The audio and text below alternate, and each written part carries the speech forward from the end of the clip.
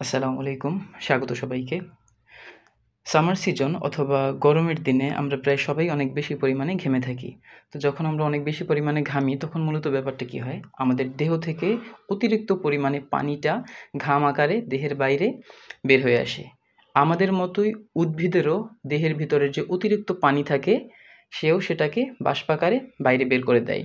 তো উদ্ভিদ যেই প্রক্রিয়ায় তার দেহের অতিরিক্ত পানিটা বাইরে বের করে দিল, বিজ্ঞানের ভাষায় সেটাকেই বলা হয় প্রশোদন। প্রশোদন আমাদের জন্য খুবই গুরুত্বপূর্ণ একটা টপিকস, যেটা প্রায় আমাদের প্রত্যেকটা ক্লাসেরই এক্সামের জন্য খুবই গুরুত্বপূর্ণ এবং এই জায়গাটা থেকে কোশ্চেন্স এসে থাকে। তো ব্যাপারটাকে আমরা একটু বইয়ের ভাষায় সংজ্ঞায়িত করার চেষ্টা করি।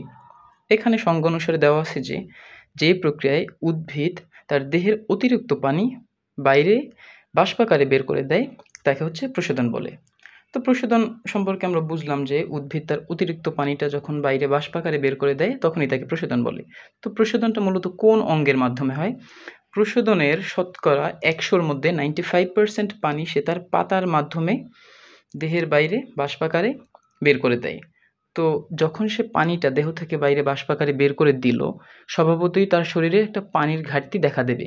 তো সেই পানিটা কোথা থেকে শোষণ করবে? তখন সেই উদ্ভিদ তার শিকড়ের জাইলেম কোষের মাধ্যমে সে তার পানির চাহিদা পূরণ করে। মানে হচ্ছে শিকড়ের জাইলেম কোষের মাধ্যমে সে মাটি থেকে পানি এবং খনিজ লবণ শোষণ করে এবং এই জাইলেম কোষ এই পানিটাকে সে তার পাতার কাছে পৌঁছে দেয়। মানে জাইলেম কোষের মাধ্যমে উদ্ভিদ যে পানি বা খনিজ লবণ শোষণ করে সেটা পাতা পর্যন্ত পৌঁছে দেয় এই জাইলেম কোষ।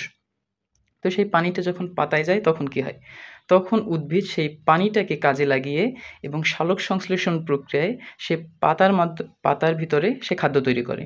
তো সেই খাদ্যটা কী হয়? সেই খাদ্য আবার ফ্লোয়েম কোষের মাধ্যমে সমস্ত দেহে শক্তি আকারে সে ছড়িয়ে দিতে পারে। তার মানে আমরা বুঝলাম উদ্ভিদ শতকরা ৯৫% পানি পাতার মাধ্যমে বাইরে বের করে দেয়। সেই পানিটা সে আবার মূলের মাধ্যমে বা শিকড়ের মাধ্যমে মাটি থেকে শোষণ করে এবং জাইলেম কোষ সেই পানিটাকে তার পাতার পর্যন্ত নিয়ে আসে এবং পাতায় যখন খাদ্য তৈরি হয় তখন ফ্লোয়েম কোষ সেই খাদ্যটাকে তার সারা দেহে ছড়িয়ে দেয়। তো সবথেকে এখানে ইম্পর্টেন্ট টপিকস হচ্ছে প্রশোদনকে কেন নেসেসারি ইভেল বলা হয়।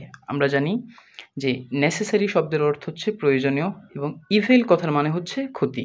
তার মানে হচ্ছে প্রয়োজনীয় ক্ষতি। আচ্ছা, প্রশোদন হয়তো উদ্ভিদের জন্য উপকারী হবে নয়তো ক্ষতিকর হবে, কিন্তু নেসেসারি ইভেল বা প্রয়োজনীয় ক্ষতিটা কেন হলো?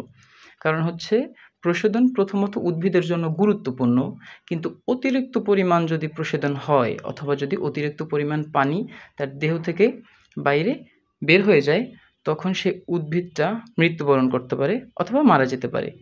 এই জন্যই প্রশোদন উদ্ভিদের জন্য খুবই গুরুত্বপূর্ণ, কিন্তু অতিরিক্ত পরিমাণ যদি প্রশোদন হয় সেটা উদ্ভিদের জন্য খুবই ক্ষতিকর। এই জন্য বলা হয় প্রশোদনকে নেসেসারি ইভেল এবং এখানে হাইলাইটেড করা আছে যে very very important for exam. মানে হচ্ছে এই প্রশোদন এই টপিকসটা থেকে খুবই ইম্পর্ট্যান্টলি কোশ্চেন্স আসে, প্রায় প্রত্যেকটা এক্সামেই এখান থেকে কোশ্চেন্স এসে থাকে এবং প্রতিটি ক্লাসে যেই সব বইয়ের ভিতরে প্রশোদন নামক এই চ্যাপ্টার অথবা এই অংশটা থাকবে সেখান থেকে মাস্ট বি কোশ্চেন্স থাকবেই। এই জন্য আমাদের এই অংশটা খুবই গুরুত্ব সহকারে পড়তে এবং বুঝতে হবে।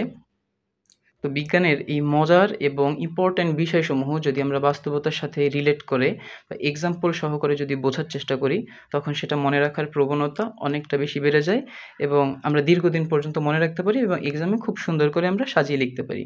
তো বিজ্ঞানের রহস্য উদ্ঘাটন করা যদি আপনার কাছে ভালো লেগে থাকে তাহলে আপনি চ্যানেলটি ফলো করে সাথেই থাকতে পারেন। অনেক অনেক ধন্যবাদ সবাইকে।